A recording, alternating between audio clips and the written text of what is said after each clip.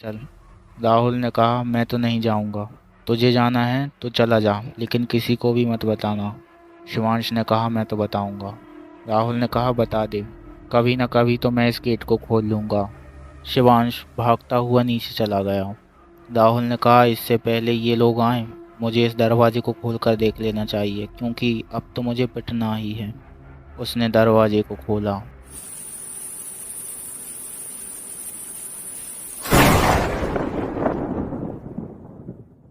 उसने जैसे ही दरवाजा खोला, सामने देखा तो वो चौंक गया।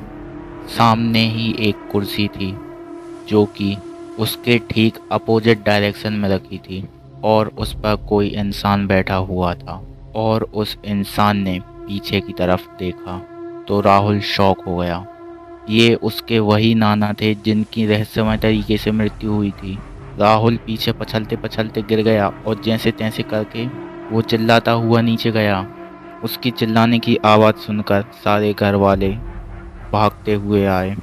जैसे ही राहुल नीचे आया, तुरंत ही ऊपर भी चला गया, क्योंकि उसका मोबाइल वहीं पर गिर गया था। और वो भागता हुआ सीढ़ियों से उसी हॉल में फिर से चला गया। यहाँ पर उसके मामा लोग ढूंढ ही रहे हैं घर में कि आवाज़ कहाँ से आई थी। शिवांश भी भागता हुआ आया। मामा ने कहा, आवाज़ ऊपर से आई है। नानी ने कहा, मैंने इससे कहा था, ये फिर भी नहीं माना।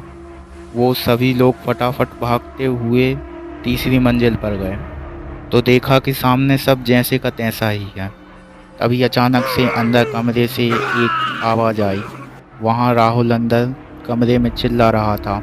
मामा भागते हुए गए और उन्होंने जल्दी से दरवाज़ा खोला। राहुल तुरंत ही अपने मामा के गले लग गया। वो बहुत ज़्यादा डरा हुआ था। वो जैसे तैसे करके उसे नीचे लाए, उसे पानी वानी पिलाया। मामा को तो बहुत गुस्सा आ रहा था। उनका तो यह मन कर रहा था कि इसे अभी ही 2 बजा दूं, लेकिन उन्होंने सिचुएशन को भी समझा। तभी नानी ने पूछा कि क्या हुआ था छत पर।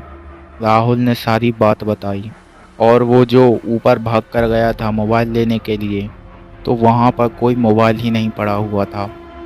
उसने अपने हाथ में देखा तो साला अपना मोबाइल खुद ही रख दिया था और इधर उधर ढूंढ रहा था। तभी अचानक से उसे अंदर से किसी ने खींच लिया।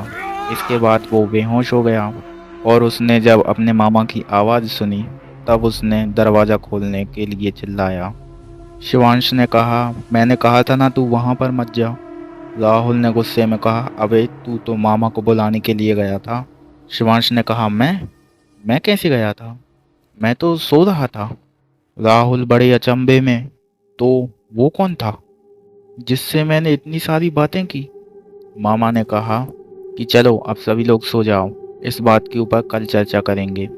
राहुल और अभिषेक दोनों जाकर अपने कमरे में सो गए। राहुल के सपने में वही हॉल झूल रहा था और वही आवाज़ आ रही थी, राहुल आओ मेरे पास, राहुल आओ मेरे पास। राहुल की एकदम से फिर से नींद खुली और वो फिर से उठकर बैठ गया। तभी शिवांश की भी नींद खुल चुकी थी। शिवांश भी उठकर बैठा और राहुल के कंधे पर हाथ रखा। राहुल ने तुरंत से उसका हाथ झटका दिया। शिवांश ने कहा, क्या हो गया। राहुल ने कहा, अबे मुझे तुझ पर बिल्कुल भी भरोसा नहीं है। शिवांश ने कहा, अरे तो फिर सो ही जा तू। राहुल ने कहा, मुझे नींद नहीं आ रही है। कुछ टाइम तक ऐसे ही बात करने के बाद वे दोनों फिर से सो गए। अगला दिन हुआ और राहुल के मामा राहुल को उसी के घर पर छोड़ने के लिए चले गए। घर पर जाने के बाद राहुल और उसके मामा ने दोनों ने राहुल के माँ बाप को सारी बातें बताई। इसके बाद फिर से राहुल की जमकर पिटाई हुई। More, more, more, more, more, more, more. Rahul का एक छोटा भाई भी था जिसका नाम अर्जुन था। उस दिन के बाद से राहुल भी डरा डरा सा रहने लगा। रात का समय हुआ। अर्जुन का दरवाज़ा किसी ने खटखटाया। अर्जुन ने दरवाज़ा खोला तो सामने देखा कि राहुल था। राहुल ने कहा, भाई मुझे डर लग रहा है, आज रात को मेरे साथ सो जाए आप। अर्जुन ने कहा, ठीक है, और अर्जुन चला गया राहुल के साथ सोने के लिए। अर्जुन गहरी नींद में पहुंच चुका था। उसके सपने में एक कमरा दिखने लगा था। राहुल की माँ ने तो वो वही कमरा था और वहाँ से एक आवाज़ आ रही थी। अर्जुन, मेरे पास आ जाओ। अचानक से अर्जुन की नींद खुली और वो उठकर बैठ गया। बगल में देखा तो राहुल था ही नहीं। अर्जुन ने कहा, भैया कहाँ चले गए? अर्जुन ने कहा कि एक तो उन्हें डर लगता है और ऊपर से कहीं चले भी गए, और वो फिर से सो गया। कुछ टाइम बाद उसकी नींद खुली। उसने देखा कि अभी भी राहुल वहाँ पर नहीं था। अर्जुन उठा, उसने अपने गेट खोले। वो सीधा किचन में गया कि कहीं पानी पीने के लिए तो नहीं आया राहुल, लेकिन राहुल वहाँ पर भी नहीं था। अर्जुन सोच में पड़ गया, राहुल जा कहाँ सकता है। अर्जुन का मुंह किचन के साइड था और जैसे ही वो बाहर जाने के लिए मुड़ा, सामने देखा तो राहुल था। राहुल की आंख पूरी सफ़ेद सफ़ेद थी। उसके हाथ में एक रॉड थी। अर्जुन पूरा डरा हुआ था। वो जैसे ही भागने को हुआ, राहुल ने वो लोहे की रॉड उसे मार दी। अर्जुन वहीं पर गिर गया और बेहोश हो गया। अगला दिन हुआ और अर्जुन उठा। उसने देखा कि वह अपने ही रूम में अपने ही पलंग पर लेटा हुआ है। बगल में देखा तो राहुल नहीं था। उसने कहा, चलो ठीक है, भैया कहीं चले गए होंगे, और कहा कि मैं भी यार कैसा कैसा सपना देखने लगता हूँ, और अपने सिर पर हाथ रखा तो उसे बहुत दर्द हुआ। उसने अपने हाथ को देखा तो पूरा खून से सना हुआ। अर्जुन ने जोर से चिल्लाया। अर्जुन के मम्मी और पापा भागते हुए आए। जैसे ही उसके कमरे का दरवाज़ा खोला तो देखा कि अर्जुन वहाँ पर था ही नहीं। वो दोनों अर्जुन को चिल्लाने लगे। तभी अर्जुन के पिता ने उसके पलंग के नीचे से बाहर निकले हुए हाथ को देखा। वो हाथ पूरा खून से सना हुआ था। वह नीचे की तरफ झुके तो देखा कि अर्जुन पूरा खूना खच पलंग के नीचे पड़ा हुआ है। उन्होंने जैसे तैसे करके अर्जुन को बाहर निकाला। वो बेहोश पड़ा हुआ था। वो लोग अर्जुन को हॉस्पिटल ले गए। वहाँ पर उसे होश आ चुका था। उसकी डॉक्टर ने पट्टी की और अर्जुन ने सारी बात अपने माता पिता को बताई कि उसे ये घाव कैसे लगा था। लेकिन ये बात तो अर्जुन को भी नहीं पता थी कि वो बेहोश होकर पलंग के नीचे कैसे चला गया। अर्जुन और उसके माता पिता हॉस्पिटल से आए। माता पिता बड़े गुस्से में थे। वो लोग घर पर आए। आते ही पिता ने पूछा कि राहुल कहाँ पर है। तभी माँ ने उत्तर दिया कि वो तो सुबह से ही कहीं चला गया था। अर्जुन के पिता राहुल को ढूंढने के लिए गांव में चले गए। शाम तक उन्हें राहुल मिला ही नहीं। शाम के 7 बजे वो अपने घर पर ही आ रहे थे कि उन्हें उनकी दरवाजे की चौखट पर राहुल खड़ा हुआ मिला। उसके हाथ में वही रॉड थी। तभी पिता ने राहुल को चिल्लाते हुए कहा, अबे नालायक। उन्होंने इतनी तेज चिल्लाया कि आस पड़ोस वाले लोग भी आ गए। उन्होंने भी सोचा होगा, चलो ठीक है, कुछ देर के लिए इनका प्रोग्राम ही देख लेते हैं क्या होता है। 3-4 घर के लोग जुट गए, लेकिन उनमें से कोई भी कुछ नहीं कह रहा था। राहुल के पिता उसे गुस्से से देखते हुए उसके पास गए तो उन्होंने देखा कि घर के अंदर जो आंगन था, जिससे लगकर ठीक चौखटी थी, अर्जुन और उसकी माँ खून से सने हुए डले हुए थे। इससे पहले राहुल के पिता भी कुछ कह पाते, राहुल ने वो रॉड उन्हें भी मार दी। उनके सर से भी खून की लबालब धार निकलने लगी और वो भी बेहोश होकर गिर पड़े और राहुल ने हंसना शुरू कर दिया। तू मुझे मारेगा? तभी एक बुजुर्ग पड़ोस वाले ने कहा कि अरे इसके अंदर तो कुछ है, जाकर जल्दी पकड़ो। सभी लोग राहुल की तरफ भागे। राहुल ने कहा, कोई भी आगे नहीं आएगा, और अगर मरना हो तो आगे आ जाओ। और चौखट से रोड पर आ गया। तभी पीछे से कुछ लोगों ने उसे पकड़ लिया और कुछ लोगों ने सामने से पकड़ लिया। उसकी जैसे तैसे करके रॉड भी छुड़वाई। तभी एक आदमी भागता हुआ गया और बाबा को बुला लाया। दोस्तों, गांव में तो आसानी से बाबा लोग मिल भी जाते हैं। बाबा ने कहा, इसे बांध दो। वो लोग राहुल को घर के अंदर ले गए और उसे बांध दिया एक रस्सी से। और कुछ लोगों ने राहुल के परिवार वालों को भी उठाया, उनकी पट्टी भी घर पर ही कर दी। राहुल ने कहा, तुम लोग क्या समझ रहे हो, मुझे बांध लोगे?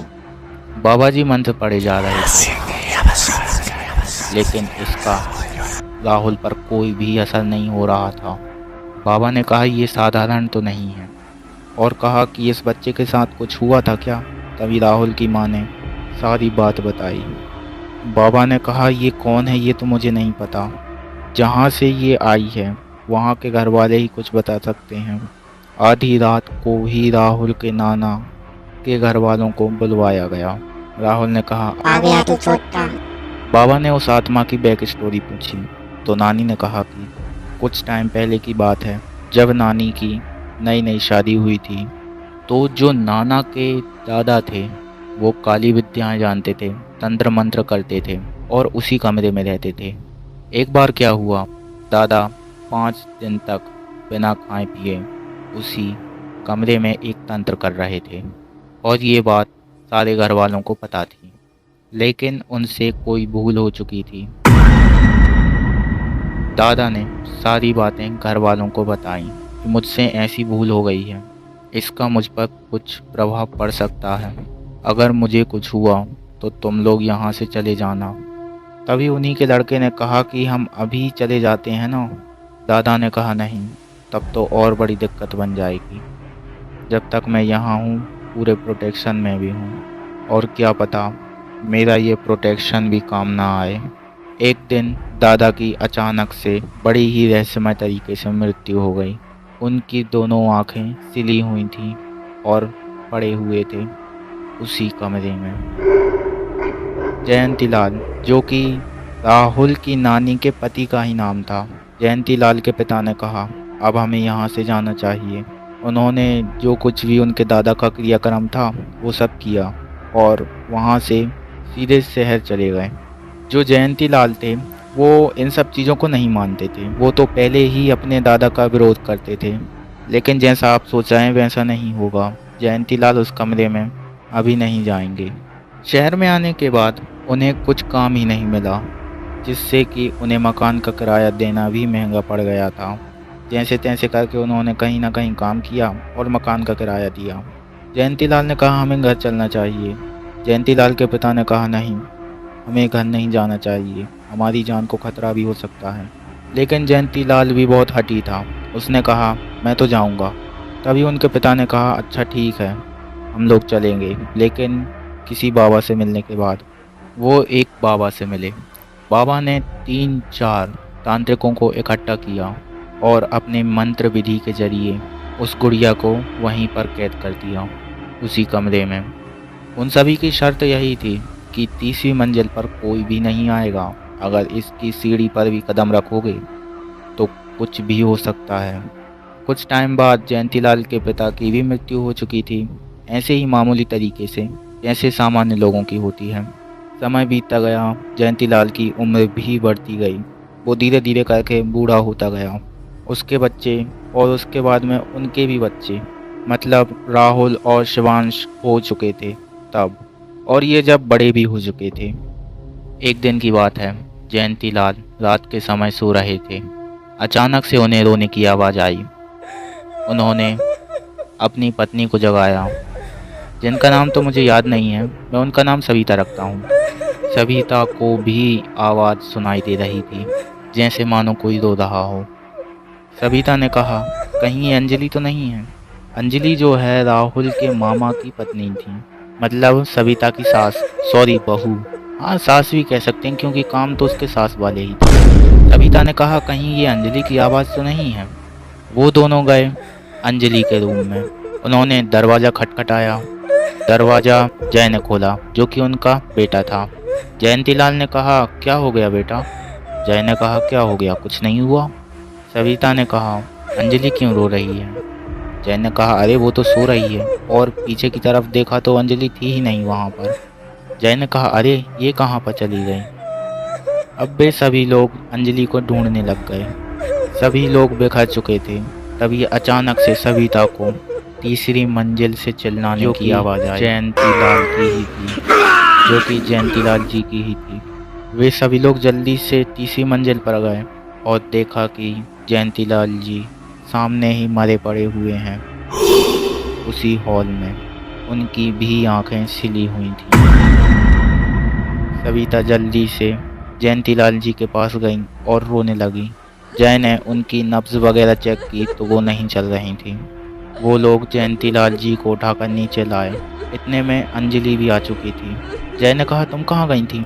अंजलि ने कहा, अरे मैं तो किचन में गई थी पानी पीने के लिए। अगले दिन जयंतीलाल जी का अंतिम संस्कार भी कर दिया गया। ओके, हो गया। चलिए अब चलते हैं प्रेजेंट में। बाबा ने उनकी सारी बातें सुनी। बाबा ने कहा, मुझे और भी तांत्रिकों की ज़रूरत पड़ेगी। आस पड़ोस वालों की भी जितने भी पहचान में तांत्रिक थे, सब ने अपने अपने यहाँ पर फ़ोन लगाया और जैसे तैसे करके रात के 12 बजे तक 5 तांत्रिकों का इंतज़ाम हो गया।